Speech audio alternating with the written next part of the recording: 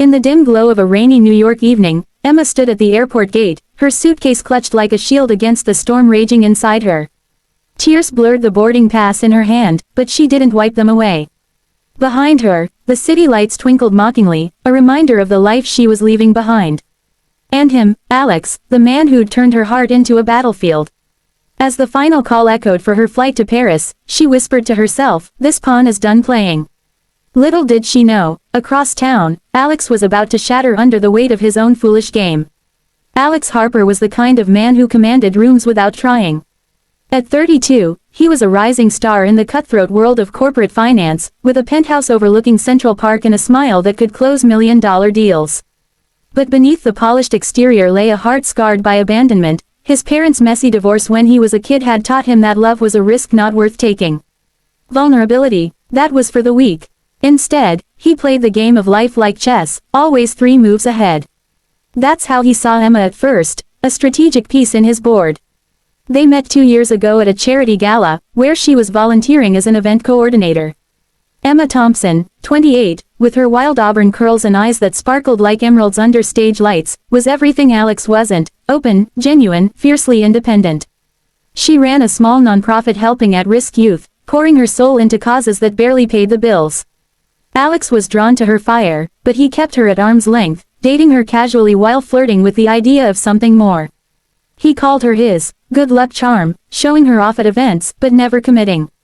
Deep down, he feared if he let her in, she'd leave like everyone else.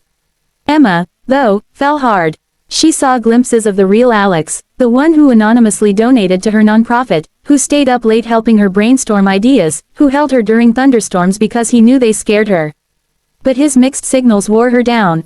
"Why won't you just say it?" she'd ask after yet another night of passion followed by his emotional retreat. "Because life's not a fairy tale, he'd reply with a smirk, dodging the vulnerability she craved. The turning point came during a rough patch at work. Alex's biggest client was slipping away, and his ego was bruised. In a moment of misguided bravado, inspired by a late-night chat with his equally shallow buddies, he hatched a plan.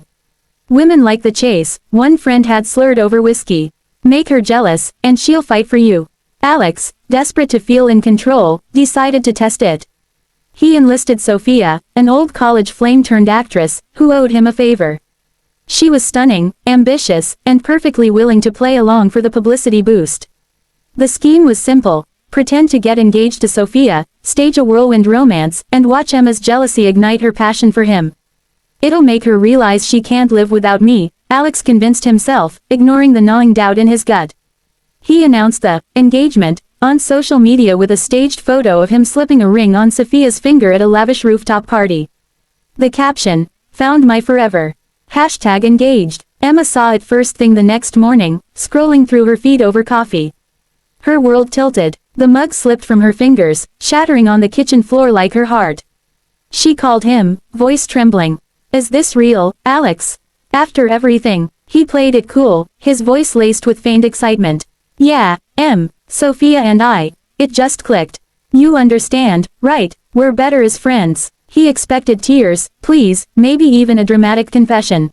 Instead, silence stretched like a chasm. "Emma, I get it," she finally said, her tone flat, devoid of the warmth he knew so well. "Congratulations. I hope you're happy." And she hung up. That should have been his first warning. But Alex, blinded by his ego, patted himself on the back. Give it a few days, he thought. She'll come running. Days turned into a week. No calls, no texts. He showed up at her apartment with flowers, only to find it empty.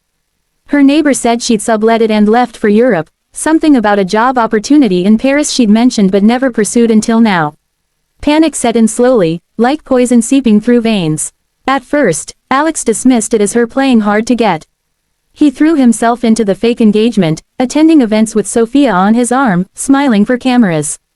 But every laugh felt hollow. Nights alone in his penthouse, he'd stare at photos of Emma on his phone, the one from their spontaneous road trip to the Hamptons, her hair windswept and free, the candid shot of her laughing at his terrible jokes. Why did her absence ache like this? Sophia noticed his distraction. This was your idea, Alex. If you're having second thoughts. It hit him during a fake wedding dress fitting Sophia dragged him to. As she twirled in white lace, all he could see was Emma's face, hurt, betrayed. He bolted from the boutique, heart pounding.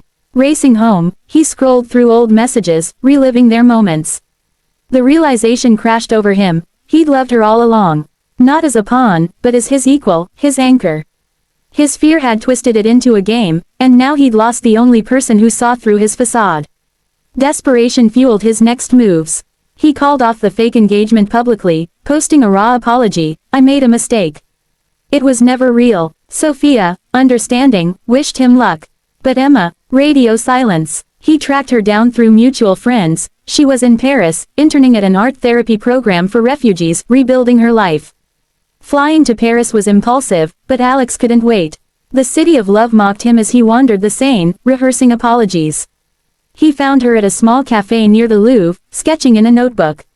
She looked different, stronger, with a quiet resolve in her eyes. When she saw him, her pencil froze. "Alex, what are you doing here?" He dropped to a knee, not in proposal, but in surrender. "Emma, I was an idiot. The engagement, it was fake. A stupid ploy to make you jealous because I was too scared to admit how much I needed you. I thought I was protecting myself, but I was just pushing you away. When you left, it broke me. I realized you're not a game to me, you're everything. Please, give me a chance to prove it." She stared, emotions warring on her face.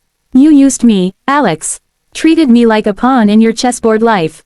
How do I know this isn't another move?" Tears welled in his eyes, uncharacteristic for the man who'd built walls of steel. "Because losing you showed me what real pain is. I've spent my life running from love, thinking it made me weak. But you make me strong. I quit my job last week, started volunteering with a youth program back home. I want to build something real, with you, if you'll have me." Emma's resolve cracked. She'd spent weeks in Paris healing, but the love never faded. It was buried under hurt, waiting for truth. "This better not be a game," she whispered, pulling him up. Their reunion wasn't instant magic. Challenges loomed, trust had to be rebuilt brick by brick. Back in New York, Alex attended therapy, confronting his abandonment fears. Emma set boundaries, demanding honesty. There were arguments, nights of doubt, but each resolution brought them closer.